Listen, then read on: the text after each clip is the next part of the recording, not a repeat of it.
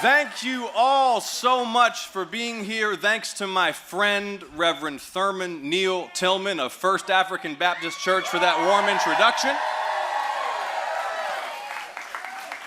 Thank you to Mayor Van Johnson for your hospitality in this beautiful city. Give it up for the mayor.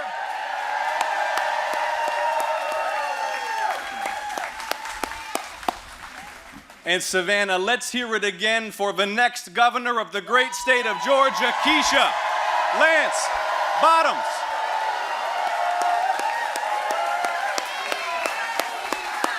There you go.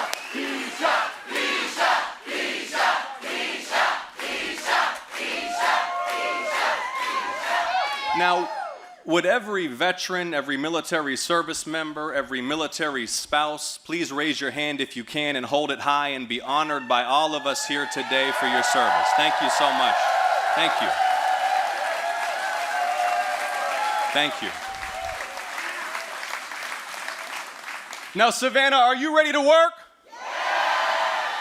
Savannah, are you ready to win? Yeah. Who came here today because you love our country?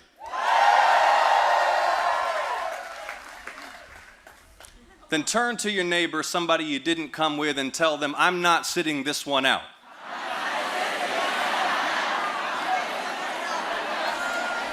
Say it again. Say, I'm not sitting this one out.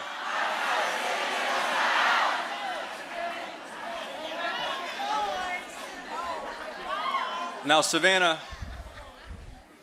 I don't know if you saw the mess in Washington last week.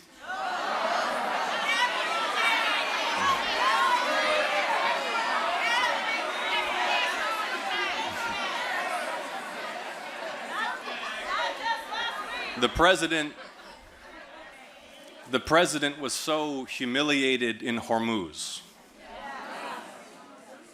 He threw his toys out the stroller and refused to sign the affordable housing bill. Did you see that?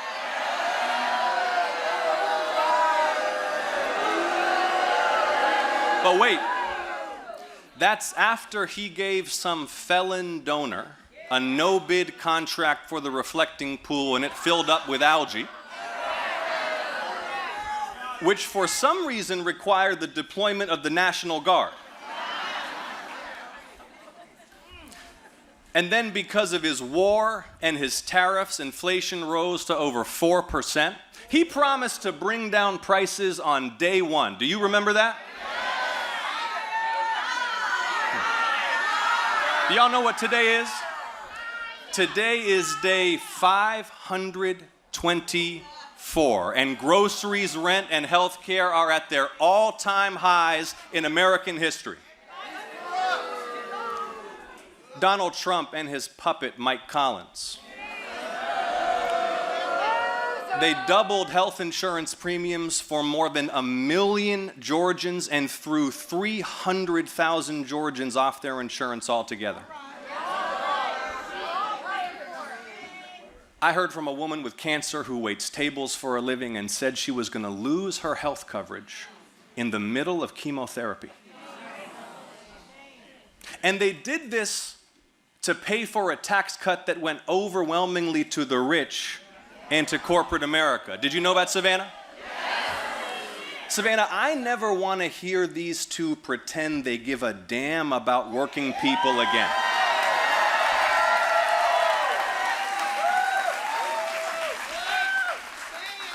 Because while hundreds of thousands of Georgians lose their health care, Mike Collins builds Trump a ballroom. They worked harder burying the Epstein files than they ever worked to lower your grocery bill. And while you pay more for everything, the Trumps are raking in billions from all over the world. Illegal tariffs, failed war, healthcare cuts, and unmatched corruption. 34% approval, and a presidential legacy cemented in disgrace. But he didn't just promise to lower prices, he promised to keep America out of war.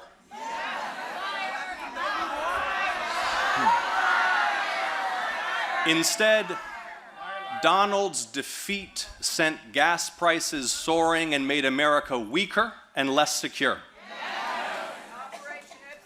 And just like the Iraq War, the Donald Trump, Mike Collins Iran war is a war built on lies.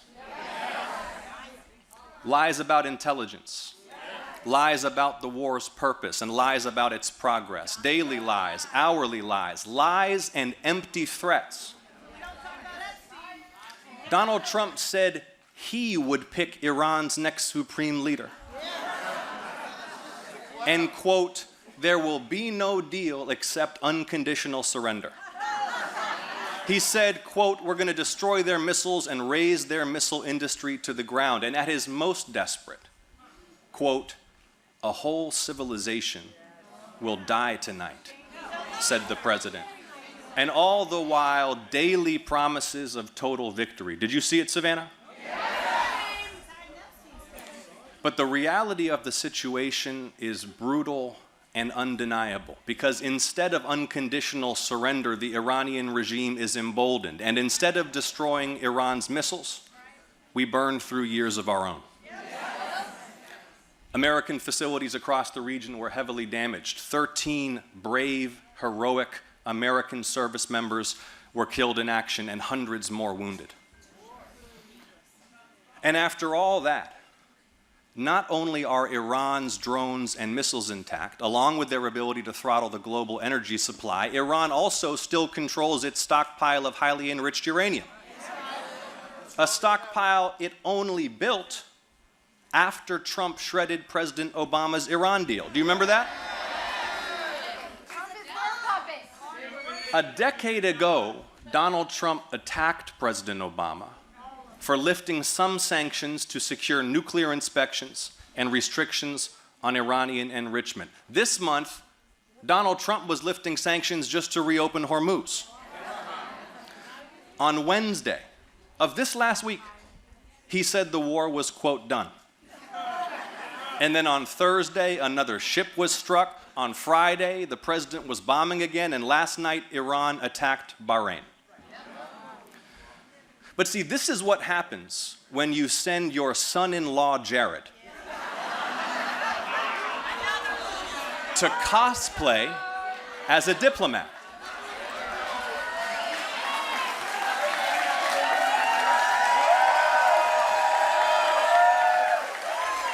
See,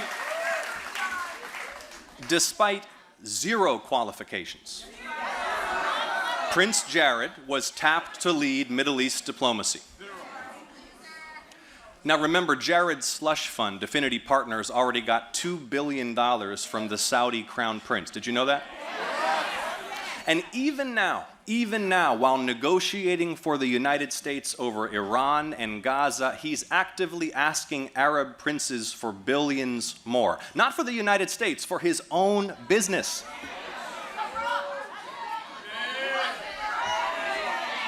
Okay, but here's a twist in the story. There's this beautiful little island off the Albanian coast called Savannah, and Jared Kushner wants it. So he took his Saudi billions, and he decided he and Ivanka would buy the island and build a luxury resort. And then, like clockwork, just a few weeks after Trump wins a second term in the White House, Albania's prime minister grants Jared's company strategic investor status. So permitting and approvals are expedited to help the American prince develop his new island. Now, this island is an Albanian national treasure, some of the last pristine coastline in the Mediterranean. Its waters were a national marine park protected from development until Albania changed the law to let Jared Kushner build his resort. And it turns out, Savannah, that ordinary Albanians are not fans of this arrangement. There are right now massive national anti-corruption protests, like tens of thousands of people in the streets of the capital, Tirana. They're calling it the Flamingo Revolution, all sparked by opposition to Jared Kushner's land deal. Now Albania's anti-corruption police are getting involved. They froze a bank account controlled by two of Jared's investors, both Syrian billionaires. Now, do you think Jared Kushner would get special island buying privileges if he weren't the president's son-in-law? And isn't he supposed to be doing diplomacy, not shady land deals? And it's not just Jared. Listen to this. The son of the other Middle East envoy is raising billions from the Emirates for the president's crypto business while the president grants the Emirates the rights to our most sensitive technology. Your tax dollars are backing a Trump family tungsten mine in Kazakhstan. They are literally the elites they pretend to hate. The same folks who tried so hard to cover up the Epstein files. And listen, here's the bottom line.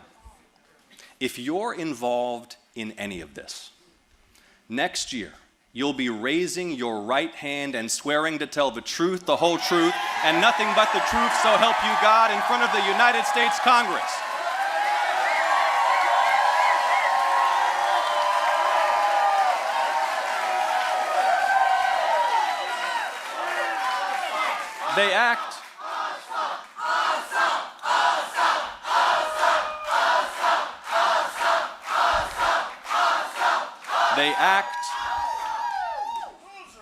They act like they expect permanent impunity.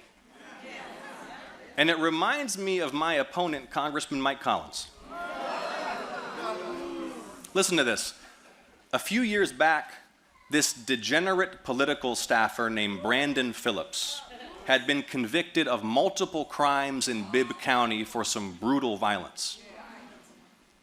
A few months later, he was arrested again for an armed altercation, and then again a few years later for animal cruelty. This kid was such a mess that he had to resign from the Trump campaign.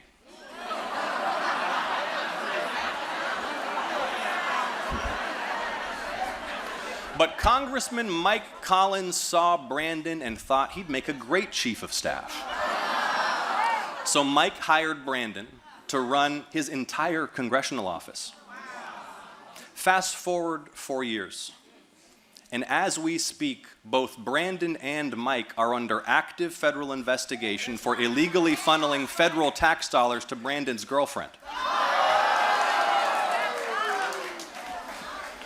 Then last month, Brandon starts mocking a rape victim on Mike's official campaign account, and even then, Mike only fired Brandon after the head of a Republican super PAC threatened to cancel tens of millions of dollars of support from Mike's campaign. So Brandon's gone, and Mike Collins promotes a young man named Kip to be his new chief of staff. But then it's revealed Kip's been briefing Nick Fuentes, the Hitler admirer, and Richard Spencer, the Charlottesville guy, on how he's using Mike Collins' office to free a Holocaust denier from prison. And Mike's okay with this. Kip's still on the payroll, because this is the same Mike Collins who saw a gang of young men harassing a black female college student with monkey sounds, and Mike Collins called it, quote, Ole Miss taking care of business.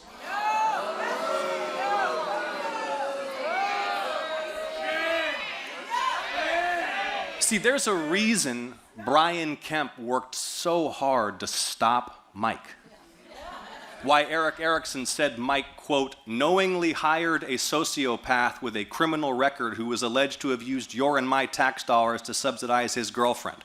Why conservative radio host Shelley Winter called Mike a bottom feeder. Why Coach Dooley said that Mike's, quote, disgusting behavior does not represent Georgia values or, frankly, any values. There's a reason one of the founders of the Tea Party said just last week, quote, I cannot in good conscience vote for Mike Collins. He is unfit for office. And the reason is that Mike Collins is a bigot and an anti-Semite under federal investigation for the illegal misuse of tax dollars, widely known as a man of poor character who lacks the judgment and integrity to serve in the United States Senate.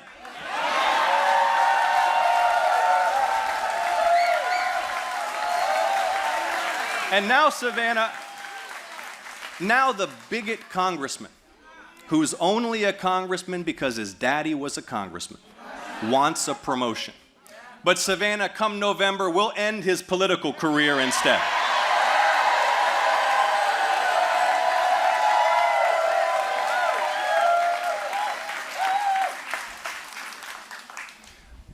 From Jared Kushner to Mike Collins, the Mar-a-Lago mafia has taken American corruption to spectacular new heights. But corruption in America runs a lot deeper than Donald Trump. American politics is coin operated. Money goes in, favors come out.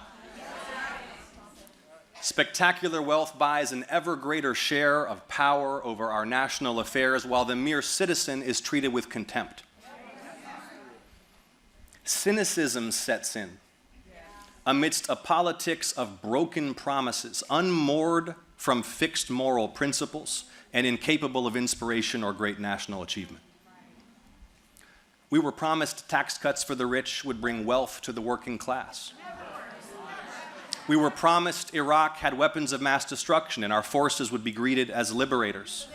We were promised fairness only to see banks bailed out while millions lost homes. Do you remember? We're promised hard work earns wealth and advancement. But for too many, the treadmill gets faster and steeper. Georgians work harder and harder, but the bills get higher and higher. A 60-hour work week still needs SNAP. Santa can't make your little girl's wish come true this year, and that bucket list trip looks off the table for good. And meanwhile, the corporate disrespect is suffocating.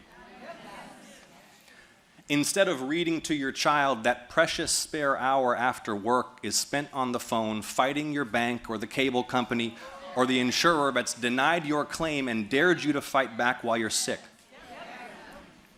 A toddler's ambulance is followed by a $3,000 bill. Hedge funds buy up houses till there are none left to afford, then rip off the renters they forced into tenancy. And how do they get away with it? Well, we were promised a political system that delivers for the public, but instead it delivers for the donors. Citizens United was the most destructive court decision in modern American history. It's unleashed a flood of secret money, corporate money, billionaire money on both sides. And Donald Trump's rise is a symptom of this deeper disease. I suspect many of you are here because you recognize that our task is not just to contain his wickedness, but to cure the rot that gave rise to it.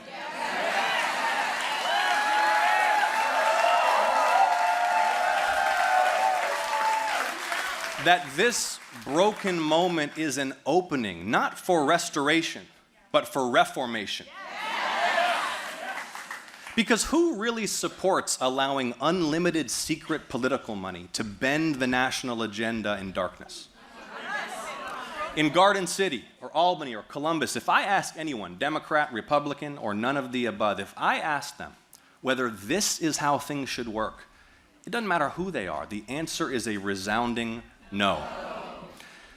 In Savannah, if it takes a constitutional amendment to end Citizens United, we'll deliver a united Georgia to ratify it.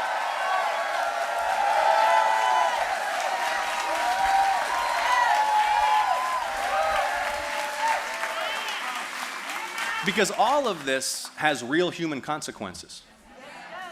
Right here in Georgia, we're in the midst of a healthcare emergency, and our so-called leaders try to numb us to the suffering they've caused. They've continued to block Medicaid expansion while Georgia lost 21 hospitals in 20 years. And then last year, they gutted Medicaid nationally. Just listen to this. 40% of all Georgia kids are covered by Medicaid. 50% of all Georgia births are covered by Medicaid. 70% of all Georgia seniors in nursing homes are covered by Medicaid. Already one labor and delivery unit in Georgia has closed, citing those Medicaid cuts, with more pain coming for hospitals and clinics and nursing homes. So Georgians are getting hit with higher premiums, hundreds of thousands have lost coverage, and hospitals and clinics are losing funding. All this when we already have the second highest uninsured rate in the nation, the third fewest mental health providers, the fourth worst newborn weight at birth. See, the legendary civil rights leader Marion Wright Edelman said, quote, "We don't have a money problem. We have a profound values and priorities problem."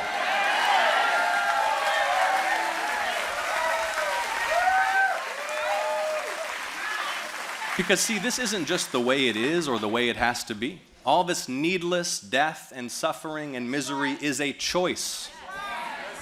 Georgia's leaders have chosen to leave Georgians without insurance and without hospitals.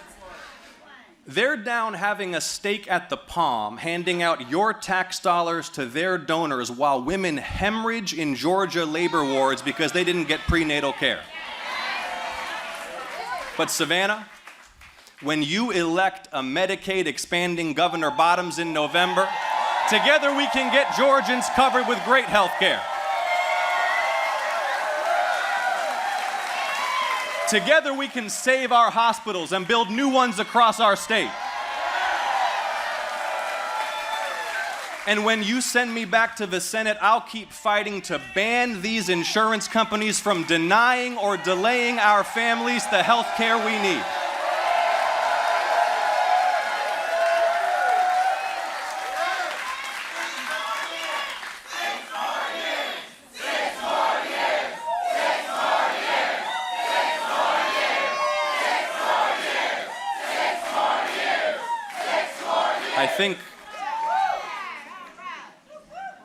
I think every day about Congressman Lewis. And his portrait hangs right above my desk in my Senate office. In his final years, he kept reminding us that we all live in one American house, that we all live in one world house. John Lewis called it the inevitable truth that we're all members of one human family. And I know many of you are here because you're so deeply troubled by the pain so many of our fellow human beings are enduring right now.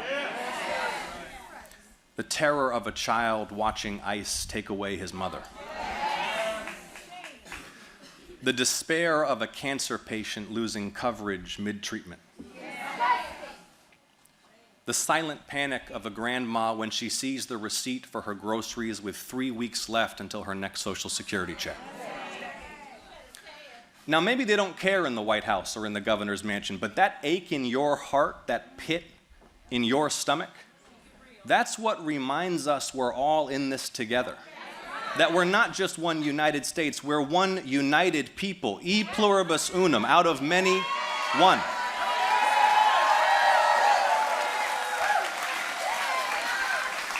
That we're bound together by the same great national spirit that passed civil rights laws, that defeated fascism, that landed men on the moon. And see, this is what small men like Donald Trump and Mike Collins will never understand. That our national greatness flows not through our blood or our genes, but through our ideas and through our care for one another.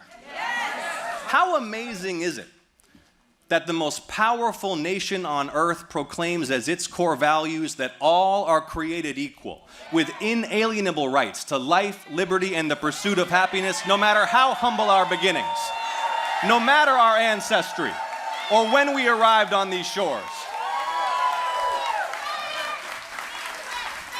Americans aren't a race, we're a people. United not by ethnicity, but by shared convictions, and that is what makes us exceptional and a beacon to the world.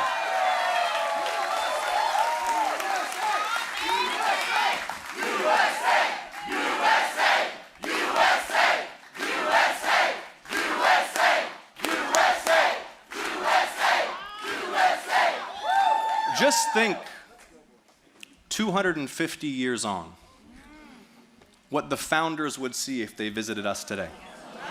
But wait, They would see that slavery had been abolished.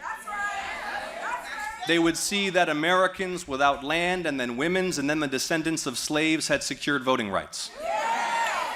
They would see that our science and discovery propelled human knowledge to unimaginable heights and that those 13 colonies had grown into a superpower that defeated the Nazis and communism.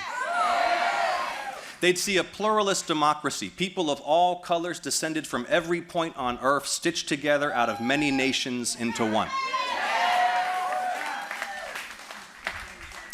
But they'd also see a nation that at the height of its wealth and power fell into the very traps they most feared, devouring itself in bitter conflict between warring factions captured by special interests. And they'd see a faithless president exploiting this rot to pursue the absolute power they overthrew. A president who's embarked on this unmistakable project not to lead us, but to rule us.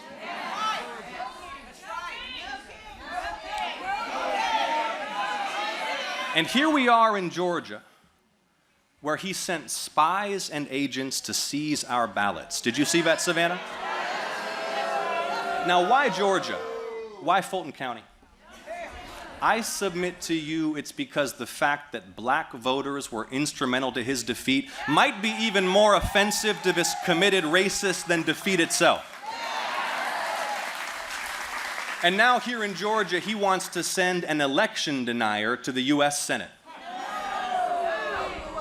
Mike Collins, who's pro-war and pro-tariff and pro-cutting your health care, he proudly defends the violent mob that sacked the Capitol on January 6th to throw out your votes and install a defeated president.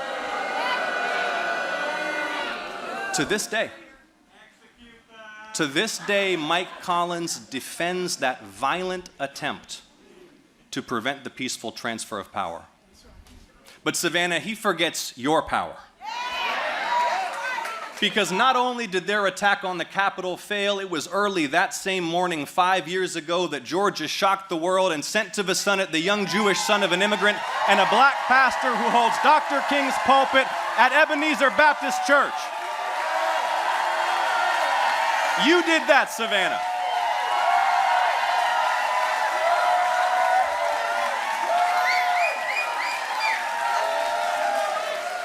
And last week, when they gathered in Atlanta to remove black elected officials from office, not by defeating them at the polls, but by manipulating maps to dilute minority power, they saw you mobilize, Savannah, and they backed down in fear of your power.